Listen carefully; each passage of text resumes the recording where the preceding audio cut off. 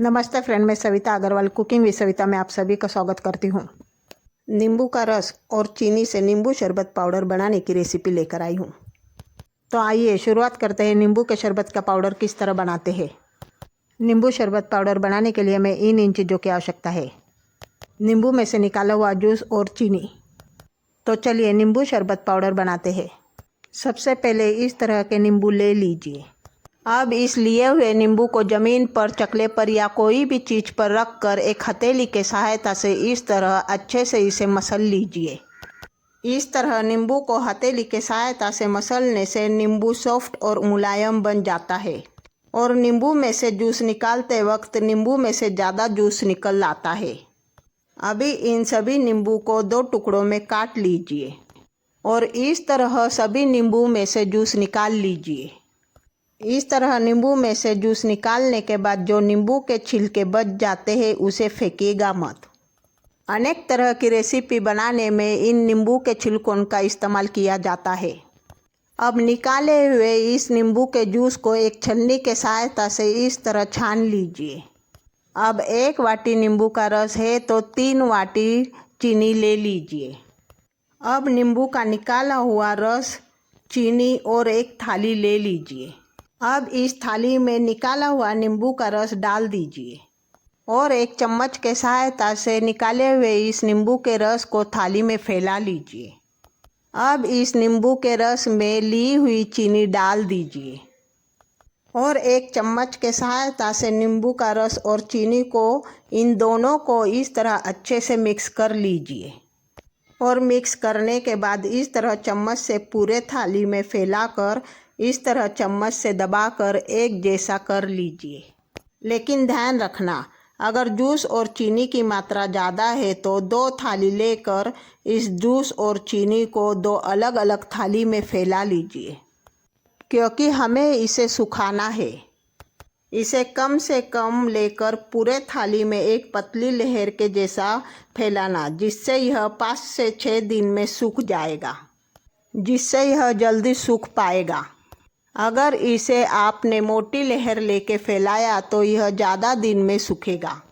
अब इस जूस और चीनी वाले थाली को घर में ही पंखे के नीचे या बिना पंखे का 5 से 6 दिन तक रख कर सुखा लीजिए। लेकिन इसे हर दिन में एक बार एक चम्मच के सहायता से मिक्स कर लीजिए। अब इस थाली को 5 से 6 दिन के लिए रख दीजिए। तो मिलते हैं दूसरे दिन। तो देखिए दूसरे दिन बाद कुछ इस तरह सूख कर तैयार हो चुका है। देखिए इस तरह थाली को करने से भी थाली का मिश्रण नीचे नहीं गिर रहा। अब इसे एक चम्मच के सहायता से इस तरह मिक्स कर लीजिए। इस तरह मिक्स करने से नींबू और चीनी का मिक्स किया हुआ मिश्रण अंदर से और नीचे से पूरी तरह अच्छे से सूख कर तैयार हो जाएगा। इस तरह करने से नींबू के शरबत का पाउडर सूखा और अच्छा बन पाएगा। अब इसे फिर से सूखने के लिए साइड में रख दीजिए।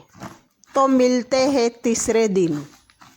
तो देखिए तीसरे दिन बाद कुछ इस तरह सूख कर तैयार हो चुका है। अब फिर से एक चम्मच के सहायता से इसे इस तरह मिक्स कर लीजिए। अब फिर से इसे सूखने के लिए रख दीजिए। अब मिलते हैं 5वें दिन। देखिए 5 दिन बाद पूरी तरह सूख कर तैयार हो चुका है। देखिए पूरी तरह सूखने के बाद चम्मच से इस मिश्रण को मिक्स करने पर इस मिश्रण में से कुछ इस तरह आवाज़ आती है। इसका मतलब मिश्रण अच्छे से सूख कर तैयार हो चुका है। अगर आपने बनाया हुआ मिश्रण इस तरह सूखा नहीं तो फिर से 1-2 दिन के लिए सूखने के लिए रख दीजिए।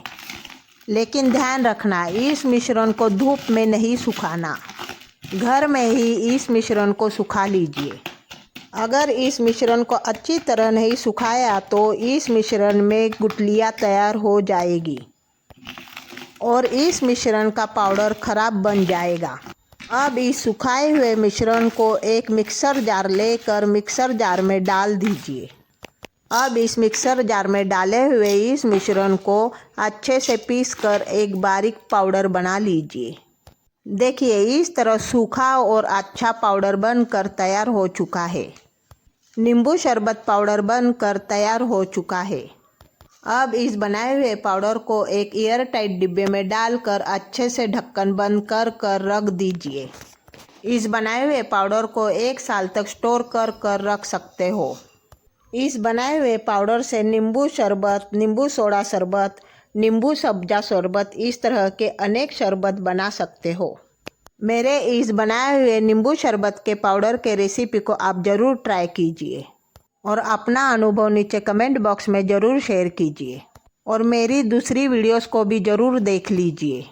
और मेरे बनाए हुए इस वीडियो को आप अपने फैमिली और फ्रेंड्स के साथ फेसबुक और व्हाट्सएप पर ज़्यादा से ज़्यादा लाइक और शेयर कीजिए, जिससे मेरे इस चैनल को आगे बढ़ाने में आपका सपोर्ट मिलेगा। और मेरे कुकिंग विद सविता इस चैनल को सब्सक्राइब जरूर कीजिए और पास ही में दिए हुए बेल आइकन को प्रेस कीजिए, जिससे मेरी नई वीडियोस की नोटिफिकेशन आपको मिलती रहेगी। तो मिलते हैं अगली एक और नई रेसिपी के साथ। मेरा बनाया हुआ यह वीडियो देखने के लिए धन्यवाद। Thank you.